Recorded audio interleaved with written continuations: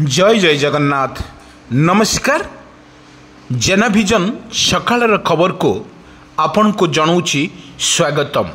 आसंतु किछि गुरुत्वपूर्ण घटना परे नजर पकेबा पूर्वर आज रही सकाळर खबर रे कौन रही पाणीपागर मुहूर्त एवं किपरि रही लघुचापर प्रभाव रे ओडिशा उपरे कौन रहिबो यार प्रभाव एवं किपरि रहिबो यार स्थिति एवं केते ओडिशा पर यार प्रभाव पड़िबो आसंतु ना पूरा वीडियो पर टिके नजर पकई नबा। कालीठू 13 जाए वर्षा आगामी 12 घंटा मध्य उत्तर बंगोपसागर अंचल को गति करुच्ची लघुचाप।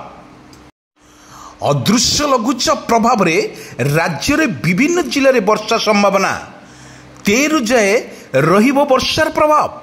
आगामी 12 घंटा मध्य उत्तर बंगोपसागर अंचल रे गति करुच्ची लघुचाप। गति करिबा दिग परिवर्तन सह उत्तर उत्तर पूर्व दिगरे गति करी केंद्रीय बंगोपसागर रे धीरे धीरे दुर्बल हेबार संभावना रही। यह प्रभाव रे 24 घंटा मध्य बिजुली घड़घड़ी सब वर्षा पाई आज 70 जिला को येलो वार्निंग जारी। सेपरी 21 तारिख रे 24 जिला को येलो अलर्ट जारी करा जायछि।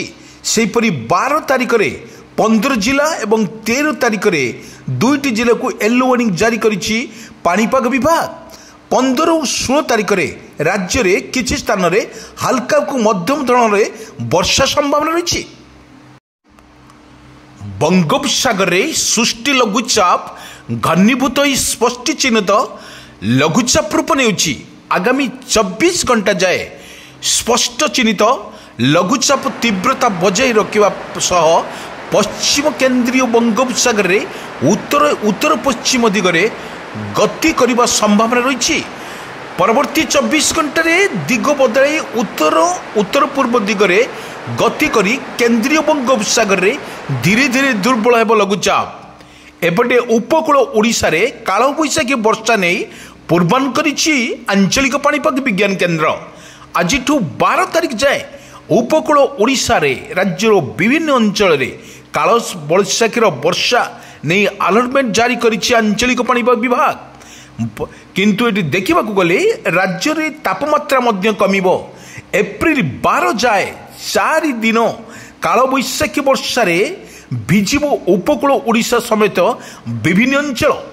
एप्रिल 8 13 जिला को येलो वार्निंग जारी। एप्रिल 9 18 जिला को येलो वार्निंग जारी।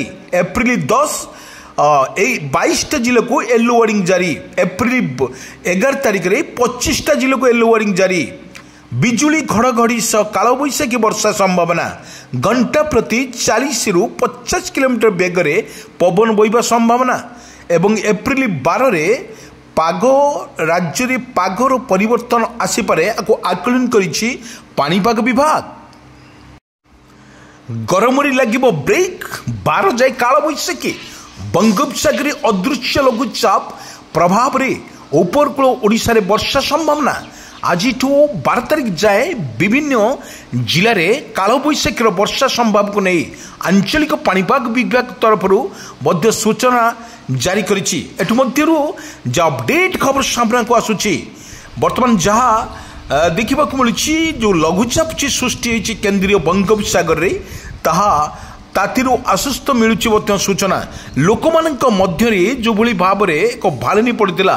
वर्तमान जहाँ अपडेट खबर सामना को आसी आम नहींचु काल बैशाखीर वर्षा ओडिशा पर पुन पकई पारे प्रभाव।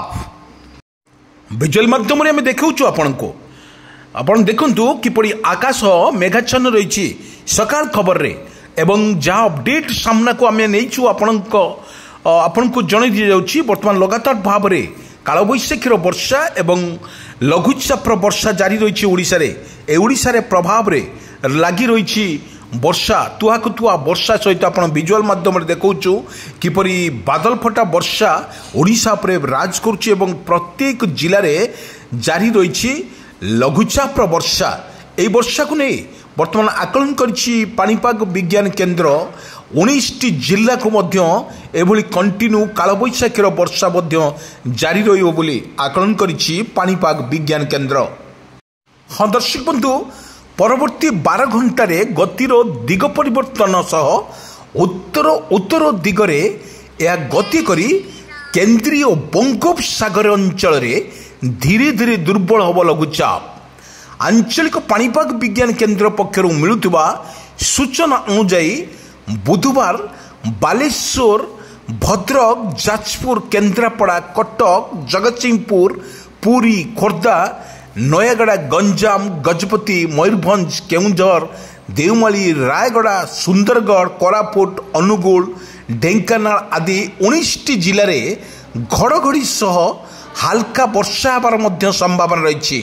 ଏନେଇ ସବୁ ଜିଲ୍ଲାକୁ ଘଡ଼ଘଡ଼ି ପାଇଁ ୟେଲୋ ୱାର୍ଣ୍ଣିଂ ଜାରି କରିଛି।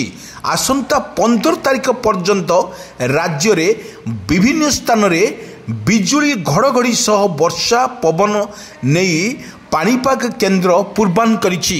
ଦର୍ଶକ ବନ୍ଧୁ, ଆମେ କହି ରଖୁଛୁ ବାରମ୍ବାର ଯେପରି ଲଘୁଚାପର ବର୍ଷା ଓଡ଼ିଶା ଉପରେ ପ୍ରଭାବ ପଡ଼ିଛି ଏବଂ ଓଡ଼ିଶା ପ୍ରତ୍ୟେକ ଜିଲ୍ଲାରେ ଜାରି ରହିଛି।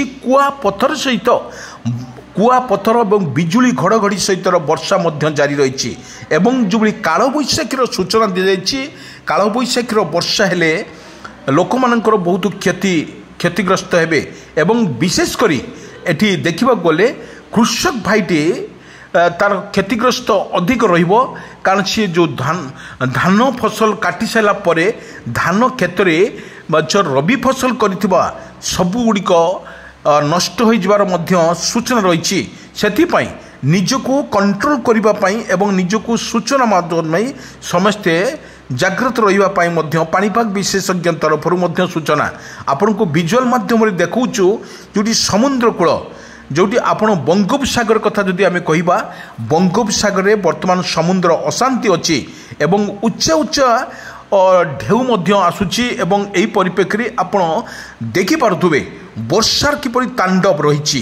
ଜଣେ ଡ୍ରାଇଭର ଭାଇ ତାହାର ନିଜର ଗାଡ଼ିକୁ କେମିତି କଣ୍ଟ୍ରୋଲ କରିପାରୁନି, ଏତେ ଜୋର ପବନର ବେଗ ମଧ୍ୟ ରହିଛି। 30ରୁ 40 କିଲୋମିଟର ବେଗର ମଧ୍ୟ ପବନ ରହିଛି। ଆପଣଙ୍କୁ ସିଧାସଳଖ ସ୍ପଷ୍ଟ ଚିତ୍ର ଆମେ ଦେଖାଉଛୁ। ଏଇଠି ହେଲେ ଯେଉଁଭଳି ବର୍ଷା ଜାରି ରହିଛି ଓଡ଼ିଶାର କାଳବୈଶାଖୀ ବର୍ଷା ସହିତ ଲଘୁଚାପର ବର୍ଷା ବର୍ତ୍ତମାନ ସକ୍ରିୟ ଅଛି ବଙ୍ଗୋପସାଗରରେ।